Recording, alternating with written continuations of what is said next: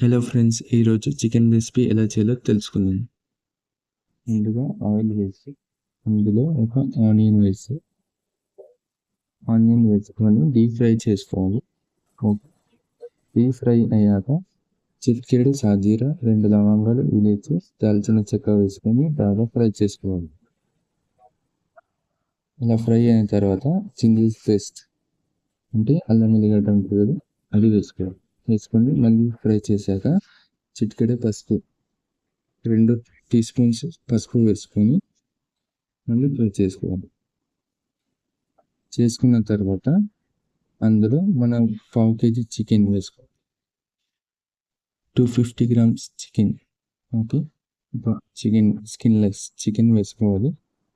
వేసుకున్న తర్వాత బాగా ఫ్రై చేయాలి, కలపాలి.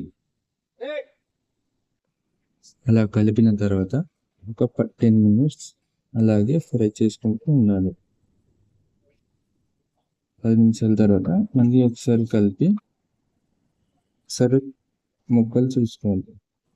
అందులో 2 టీ స్పూన్ కారం, 2 టీ స్పూన్ లేదా మీకు సరిపడంత కారం వేసుకొని అందులో 1 టీ స్పూన్ ఉప్పు వేసుకొని మంచిగా చేయాలి. అలా కలిపిన తర్వాత ఒక 10 నిమిషాలు స్టవ్ మీద అట్లే ఉంచాలి. ఓకే, 10 నిమిషాల తర్వాత మళ్ళీ ఒకసారి తీసి మళ్ళీ మంచిగా కలిపినాక అలానే కాసేపు ఫ్రై చేస్తూ ఉండాలి. అలానే కలుపుతూ దీనివల్ల ఏమవుతుందంటే ముక్కలకు ఉప్పు కారం అనేది సరిగా పడుతుంది.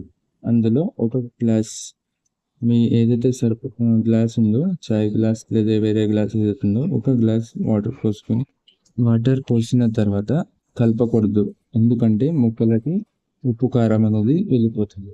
15 నిమిషాలు అట్లానే ఉంచి 15 నిమిషాల తర్వాత ధనియా అంటే కొత్తిమీర, మెంతి ఏదైనా సరే వేసుకొని కలిపేసి ఒక 5 నిమిషాలు ఉడికించండి. అలాగే 5 నిమిషాల తర్వాత మీరు చికెన్ అనేది సర్వ్ చేసుకోండి. వీడియో నచ్చితే లైక్ చేయండి, సబ్స్క్రైబ్.